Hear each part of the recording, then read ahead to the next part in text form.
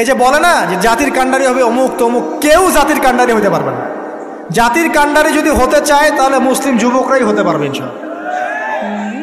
যারা সারাদিন মাদকদ্রব্য সেবন করে এরা জাতিকে কিচ্ছু দিতে পারবে না। যারা সারাদিন হকি স্টিক নিয়ে ঘুরছে আর নির্মমভাবে মানুষকে মারছে এরা জীবনেও জাতিকে কিচ্ছু দিতে পারবে না। ফাসাদ সৃষ্টি করা ছাড়া কিচ্ছু করতে পারবে না। দেশকে, জাতিকে এবং উম্মাকে যদি এগিয়ে নিতে হয় শুধু মুসলিম যুবকরাই পারবে ইনশাআল্লাহ। এবং কারা পারবে? যারা অন্য ধর্মের মানুষ কিন্তু মনটা স্বচ্ছ সৎ, তারাও পারবে। যাদের মনে সততা আছে অন্য ধর্মের হলেও তারা পারবে ইনশাআল্লাহ। যার মনে সততা নাই সে পারবে না। করাপ্টেড, দুর্নীতিপূর্ণ মন নিয়ে কখনো দেশের খেদমত, জাতির খেদমত করা যায় না। বাংলাদেশের সবচেয়ে বড় সমস্যা দুর্নীতি। বাংলাদেশের 1 নাম্বার সমস্যা দুর্নীতি। দুর্নীতি যদি না থাকতো আর সমস্ত কালো টাকা যদি সাদা করা যেত বাংলাদেশের মানুষকে আজকে না খেয়ে মরতে হতো না। 65% মানুষকে আজকে এই খাবারের সংকটে ভুগতে হতো না। সামনের দিনগুলো কঠিন হবে, ভয়াবহ হবে, এটা সবাই বুঝতে পারছে, হয়তো শুধু আপনারা পারছেন না। আরেকটা কথা বলে রাখি, অনেক ডিগ্রি সার্টিফিকেট অর্জন করার পরেও যদি মনের মধ্যে হিংসা আর অহংকার আর গীবত তোহমতের সংস্কৃতি না যায়, ওই নোংরা কলবেও আল্লাহর নূর নাজিল হয় না। কথা বুঝাতে পারছি না? অনেক ডিগ্রি সার্টিফিকেট অর্জন করেছেন তো মনের মধ্য থেকে এখনো হিংসাই যায় নাই, এখনো গীবত তোহমতের সমালোচনার সংস্কৃতিই বর্জন করতে পারেন নাই, এখনো খোলা মনে সবাইকে ভাই মনে করতে পারছেন না। সংকীর্ণ মন, একটা ছোট মন নিয়ে ছোট লোকের মতো আপনি চলাফেরা করেন। এই মন নিয়ে চললে আল্লাহর নূর নাজিল হবে না। আল্লাহর নূর পেতে হলে মনটা প্রশস্ত হতে হবে, নিরহংকার পূর্ণ হতে হবে, কারো প্রতি হিংসা নাই, কারো প্রতি বিদ্বেষ নাই, কেউ আমার শত্রু না, মুসলিম ভাইরা সবাই আমার ভাই। উদার একটা যখন মন মানসিকতা থাকবে, নিরহংকার পূর্ণ মন থাকবে, জ্ঞান অনুযায়ী আমল হবে, সেজদায় কান্নাকাটি করবেন, আল্লাহর নূর চলে আসবে ইনশাআল্লাহ। আর এগুলো আসলে এখনকার সায়েন্স দিয়ে আমি ব্যাখ্যা করতে পারবো না, এগুলো আধ্যাত্মিক কথাবার্তা। আমাদের বাহ্যিক এই জগতের বাইরেও কিন্তু একটা জগৎ আছে, আমি মনে হয় বুঝাতে পারছি না। বারাকা, আল্লাহ পাকের বরকত কি দেখেছেন কখনো চোখ দিয়ে? আল্লাহ পাকের বরকত বলে একটা কথা আছে না? আছে না? আচ্ছা, বরকত কি জিনিস আপনি কি চোখে দেখতে পারেন? এমন একজন সালাফের কথা পড়লাম যিনি 40 বছর বেঁচে ছিলেন। কত বছর? 40 বছর। এই 40 বছরে তিনি প্রায় 300টা বই লিখেছেন। কয়টা? 300টা। এখন বলেন, আমরা এখানে যারা বসে আছি অনেকে 40 পার করে ফেলছি না? আমরা এই 40 বছরে কিছু করতে পেরেছি? এই 40 বছরে একটা মানুষ 300টা বই লিখতে পারে? তাহলে আমরা বুঝতে পারছি যে তাদের সময়ের যে বরকত আর আমাদের হায়াতের বরকত এক না। বরকত সম্পূর্ণ ভিন্ন জিনিস, যেটা আমরা চাক্ষুষ দেখা জ্ঞান দিয়ে বিশ্লেষণ করতে পারবো না। পারবো না। আরও বুঝাচ্ছি দেখুন, রাসূলুল্লাহ সাল্লাল্লাহু আলাইহি ওয়াসাল্লাম সারাদিনে কত কাজ করতেন। তাহাজ্জুদ পড়তেন, শেষ রাত্রে উঠতেন, রাতের এক অংশ ঘুমাতেন, আরেক অংশ উঠতেন, উঠে তাহাজ্জুদে নামাজ পড়তেন, লম্বা কেরাত, মানে এক রাকাতে প্রায় 4 পারা কোরআন তেলাওয়াত করেছেন। এক রাকাতে 4 পারা। আমরা তো 4টা আয়াত পড়লেই একদম তাড়াতাড়ি রুকু করতে হবে, দাঁড়ায় থাকতে পারতেছি না। তাই নামাজ তো ডিজিটাল, এখন যুগের সাথে সাথে নামাজও কি ডিজিটাল। অনেক মসজিদে নামাজ পড়লে মনে হয় ইমাম সাহেব পেশাব পায়খানা চাপ নিয়ে নামাজ পড়াচ্ছে মনে হয়, তাড়াতাড়ি নামাজ শেষ করতে পারলে বাঁচে। আবার দেখা যায় মাঝে মাঝে যে নামাজ মানুষ পড়াচ্ছে, পড়তেছে না, মানে নামাজ পড়ানোর দায়িত্ব সে পালন করছে, নামাজ নিজে পড়তেছে না। তো এই ডিজিটাল নামাজ না, নবী সাল্লাল্লাহু আলাইহি ওয়াসাল্লাম এক রাকাতে 4 পারা কোরআন তেলাওয়াত করেছেন, প্রায় 4.5 পারা তাহাজ্জুদের নামাজে। তখনই তো গিয়ে পা ফুলবে। এই যে পা ফুলতো, এমনি এমনি পা ফোলে? কতক্ষণ দাঁড়ায় থাকলে একটা মানুষের পা ফোলে? তো নবী সাল্লাল্লাহু আলাইহি ওয়াসাল্লামের পা ফুলে যেত, পা মোবারক ফুলে যেত। লম্বা সালাত পড়তেন, সালাতের পরে আবার কিছুক্ষণ ডান কাতে শুয়ে থাকতেন সুন্নত পড়ে। বেলাল রাদিয়াল্লাহু আনহু এসে ডাক দিতেন, তিনি গিয়ে মসজিদে নববীতে নামাজ পড়াতেন। ফজরের নামাজও হতো লম্বা, কেরাত হতো লম্বা।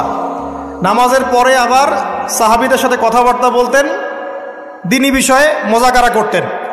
তারপরে ইশরাকের নামাজ পড়তেন, চাশতের নামাজ পড়তেন, পরিবারের দেখাশোনা করতেন, দিন প্রচার করতেন, রুজি রুটির ব্যাপার ছিল। এই সারাদিন যে এতগুলো কাজ তিনি করতেন, একদিনে একটা মানুষ এত কাজ করতে পারে?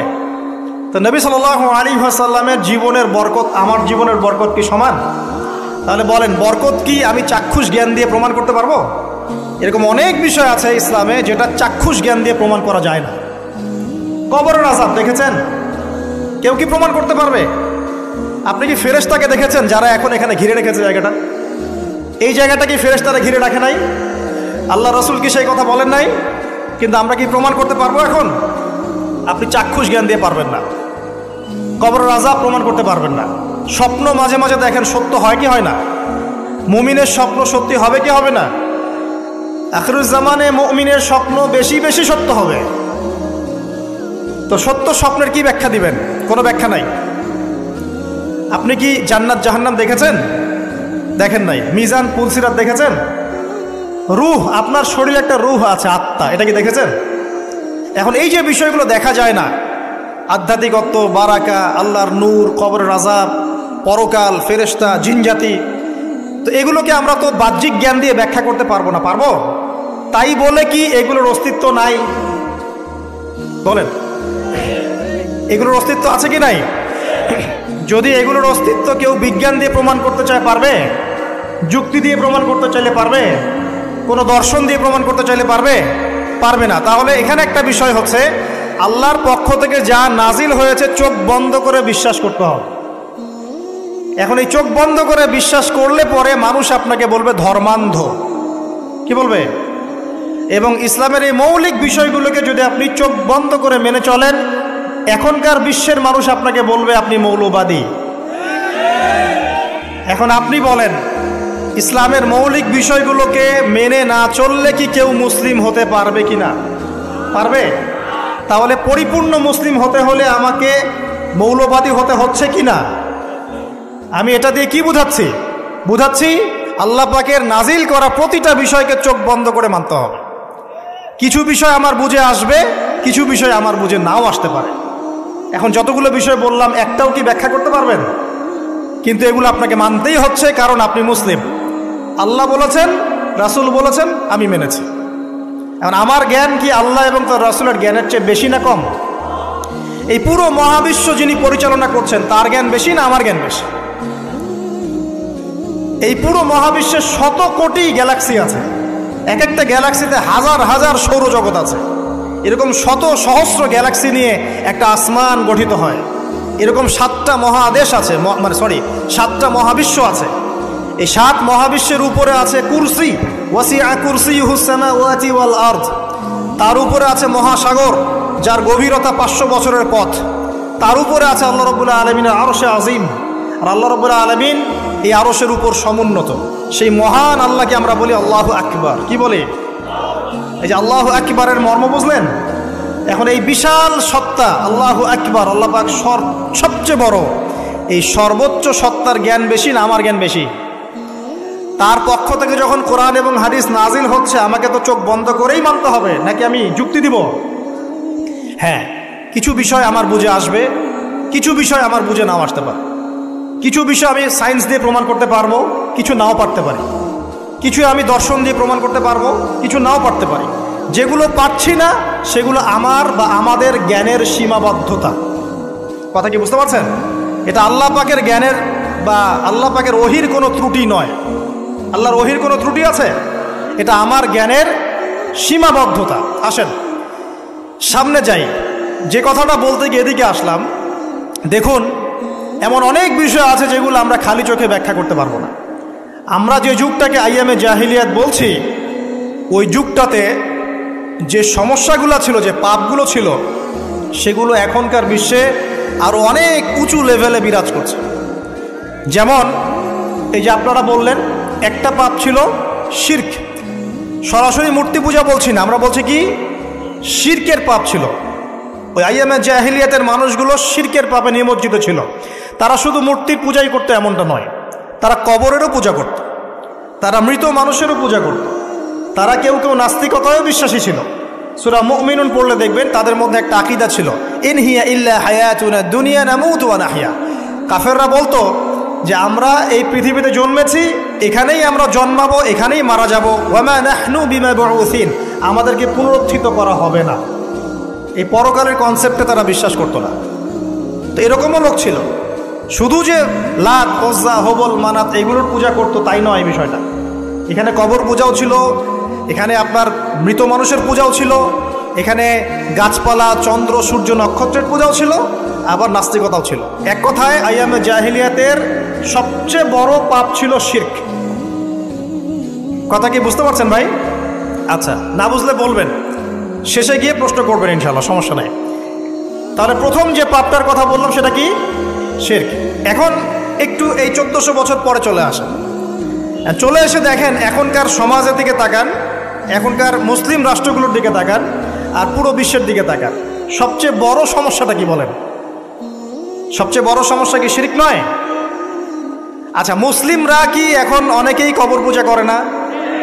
মুসলিমদের মধ্যে অনেকেই দেখবেন যে মৃত মানুষের কাছে চাচ্ছে না, মৃত মানুষের কাছে সন্তান প্রার্থনা করে না, ওই যে ওখানে গিয়ে নজর মান্নত করছে না যে মৃত মানুষকে সন্তুষ্ট করলে আমার ভালো হবে, না হলে আমার কোনো ক্ষতি হয়ে যাবে, এটা মানুষ করছে না।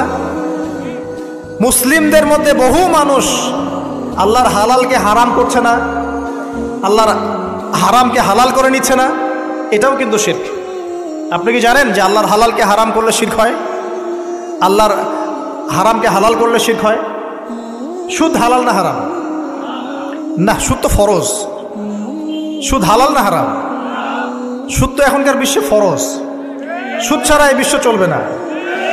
আপনি ঠিক বলছেন, কিন্তু সুদ ছাড়া এই বিশ্ব চলে না। যে কোনো কিছু করতে গেলে সুদ লাগবে। তো এখন যে সবাই এটাকে হালাল করে নিচ্ছে, এটা কি হচ্ছে? আল্লাহর হারামকে মানুষ হালাল করছে না। আচ্ছা বলেন, মদ হারাম না হালাল? বলেন। মদ তো ওয়াজিব নাকি? যুব সমাজে তো মদ না খেলে চলেই না। মদ খায় না এমন যুব সমাজের সংখ্যা বেশি, না খায় তার সংখ্যা বেশি? কয়টা ছেলে আছে স্মোক করে না? বলেন, কয়টা ছেলে দেখাতে পারবেন যারা স্মোক করে না? এখানে কারা কারা স্মোক করেন না? মাশাআল্লাহ, আলহামদুলিল্লাহ, মাশাআল্লাহ। হাত নামান, হাত নামান, হাত নামান। আল্লাহ পাক আপনাদের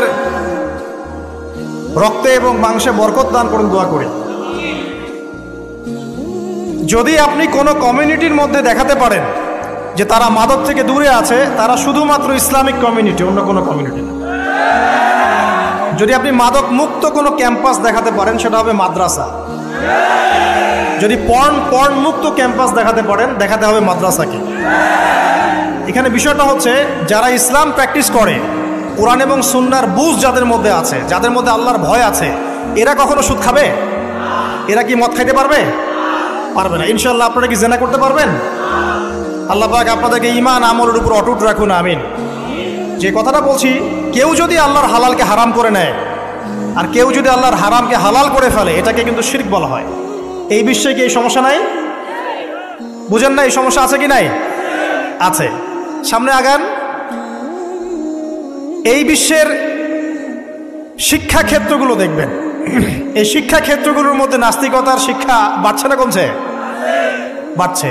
এই বিশ্বের অর্থনীতি দেখবেন, অর্থনীতির মধ্যে শিরক বাড়ছে না কমছে?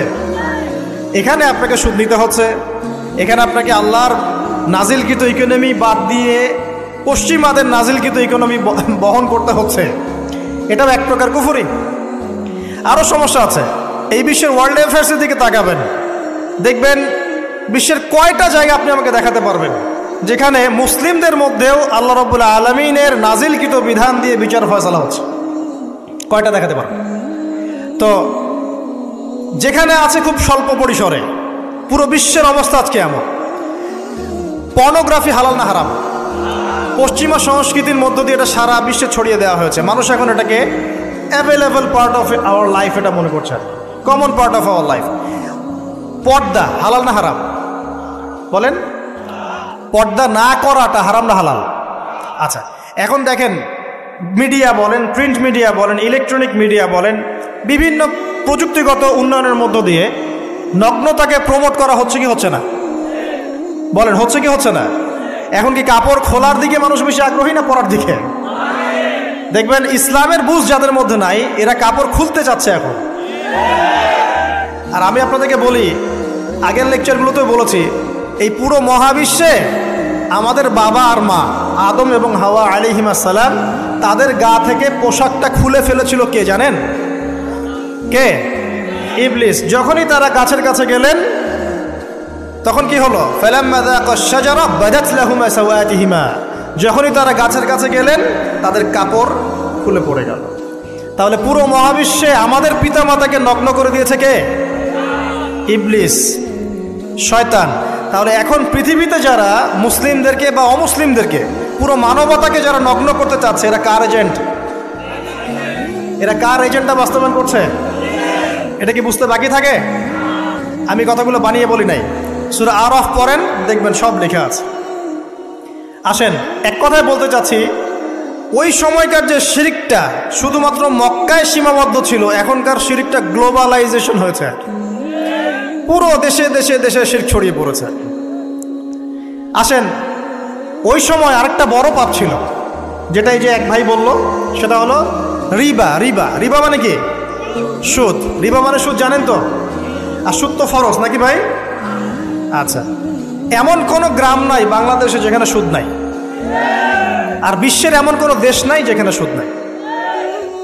আর এই যুগের কথাই নবী সাল্লাল্লাহু আলাইহি ওয়াসাল্লাম হয়তো বা বলেছিলেন, আল্লাহু আ'লাম, আল্লাহ ভালো জানেন, যে এমন একটা যুগ আসবে যে যুগে ম্যাক্সিমামই সুদখোর হবে। যে ব্যক্তি সুদের ছিটাফোঁটা, মানে সুদের পাপ থেকে বেঁচে থাকতে চাইবে, ওর গায়েও গিয়ে সুদের ছিটাফোঁটা গিয়ে লাগবে। এটা সেই যুগ না? আপনি বুঝতে পারছেন না হয়তো, এটা সেই যুগ। আপনি মনে করছেন দাড়ি, টুপি, পাগড়ি, জুব্বা মাশাআল্লাহ সব লাগাই দিছি, হ্যাঁ, বাইরে একটা সাইনবোর্ড আছে, আমি মৌলবী, আল্লামা, আমি একজন দায়ী বক্তা, কিন্তু সুদের যে ওই ছিটাফোঁটা, এটা আপনার কাছে আমার কাছেও আছে, হয়তো আপনি বুঝতে পারছেন না। কখন বুঝবেন? যখন ইসলামিক অর্থনীতির বইগুলো পড়তে পারবেন। আর শুধু ইসলামিক অর্থনীতির বই যথেষ্ট না, এর পাশাপাশি আমাদের দরকার এই প্রচলিত যে IMF, ইন্টারন্যাশনাল মনিটারি সিস্টেম, এর নীতিগুলো জানা। তখন কি আপনি বুঝবেন ওয়ার্ল্ড ব্যাংক কী জিনিস, IMF কী জিনিস, ঠিক আছে? তখন বুঝবেন যে পেট্রো ডলার কী জিনিস, তখন বুঝবেন যে হার্ড কারেন্সি, সফট কারেন্সি কী জিনিস, এখন বুঝবেন না। আর যেহেতু বুঝবেন না, অতএব আমি এগুলো বলেও লাভ নাই। যেহেতু আপনি বুঝবেন না, আমি যদি এখন এসব নিয়ে কথা বলি, আপনার কাছে মনে হবে এইসব কী উল্টাপাল্টা কথা কইতেছে। ঠিক আছে? তো যাই হোক, আগে আল্লাহর ওয়াস্তে ইসলামিক ইকোনমিক্স পড়েন এবং ইন্টারন্যাশনাল মনিটারি সিস্টেম সম্পর্কে পড়েন। প্রত্যেক স্টেটের প্রধান যারা আছেন তারা জানেন যে ওয়ার্ল্ড ব্যাংক কী জিনিস, তারা জানেন IMF কী জিনিস। ঋণের এমনি এমনি কোনো কান্ট্রিকে তারা ঋণ দিবে না, একটা বিশাল বড় সুদের জালে ওদেরকে ফেলবে, তারপর জনগণের রক্ত চুষে সুদ শোধ করতে হবে। আর যারা পারবে না, ওরা যে শ্রীলঙ্কার মতো দেউলিয়া হয়ে যাবে। ও কেন দেউলিয়া হয়ে গেছে? বিকজ ও ঋণ শোধ করতে পারছে না, বাস দেউলিয়া। তো যাই হোক, পড়াশোনা করেন। আমি একজন স্কলারের নাম বলে দেই, এক লেকচারে তো সব বলে দেওয়া সম্ভব না। সম্ভব? আমি রাস্তা দেখাচ্ছি আপনাদেরকে।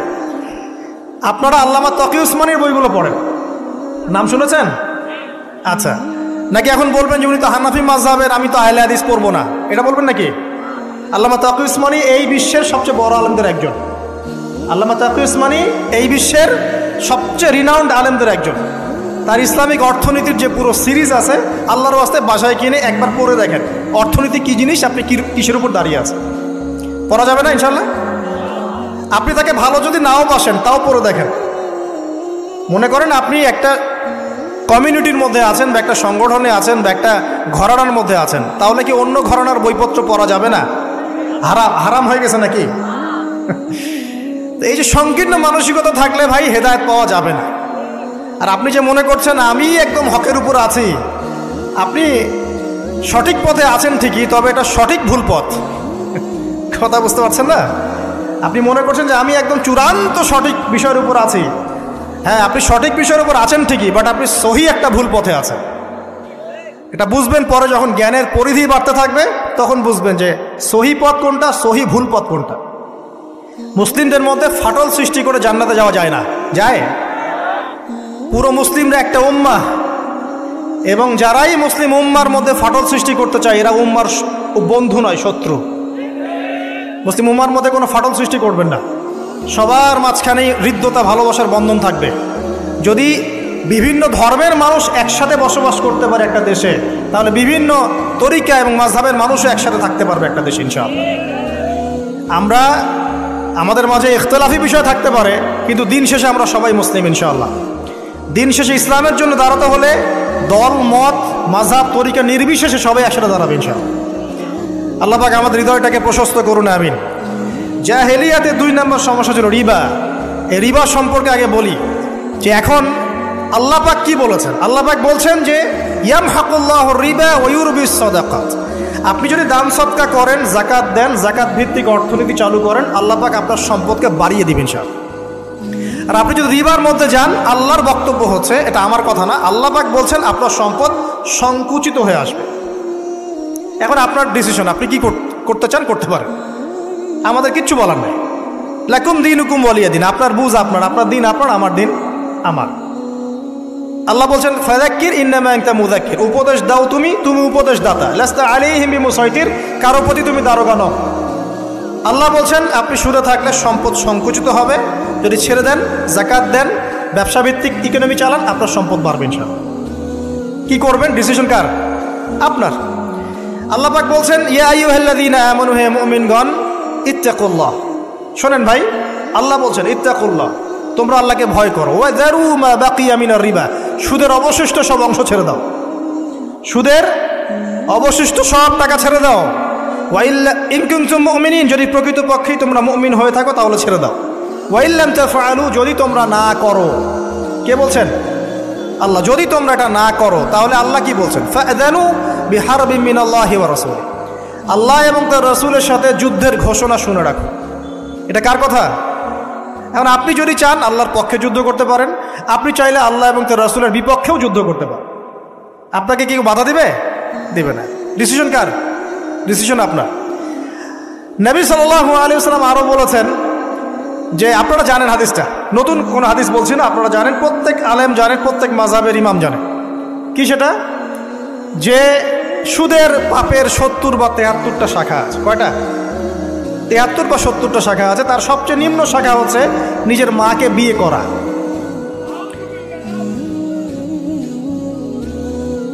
দেখলেন আমাদের অন্তরে কি কথাটা আঘাত করলো? আপনি কি আপনার মায়ের সাথে, নাউযুবিল্লাহ, আপনি কি আপনার মাকে বিয়ে করতে পারবেন? এটা কি কোনো ব্যক্তির পক্ষে সম্ভব? কিন্তু নবী সাল্লাল্লাহু আলাইহি ওয়াসাল্লাম বলছেন 73 শাখার সবচেয়ে নিম্ন শাখা হচ্ছে সেই ব্যক্তি যেন তার মাকে বিয়ে করল। আর সর্বোচ্চ শাখা কি? ওই যে আল্লাহ এবং তার রাসূলের সাথে কি করা? যুদ্ধ করা। আরেকটা হাদিস আছে, নবী সাল্লাল্লাহু আলাইহি ওয়াসাল্লাম বলেছেন 4 শ্রেণীর মানুষ আছে, এদেরকে আমি সমানভাবে অভিশাপ দিলাম। কয় শ্রেণী? 4 শ্রেণী। জাস্ট শুনে রাখেন হাদিসগুলা। আমি জানি এই বিশ্বে আপনি এই হাদিসগুলোর উপর ইমপ্লিমেন্টেশনে যেতে পারবেন না, এটা আমি বুঝি, কিন্তু আকীদা ঠিক থাকতে কি কোনো সমস্যা আছে? একটা মানুষ পাপ করে, জেনে করে যে হ্যাঁ আমি জানি এই কাজটা খারাপ, ঠিক আছে। আরেকটা মানুষ মনে করে না এটা করলেও হয়, না করলেও হয়, কোনো সমস্যা নেই। আরেকটা মানুষ মনে করে যে না আমি একটা ডাহা পাপ করছি, এটা থেকে বেঁচে থাকা আমার উচিত ছিল কিন্তু আমি পারছি না। আর একজন পাপ করছে যে আমি মানি না এসব বিধান টিধান, যা ভালো মনে হবে দুনিয়ার জন্য করব।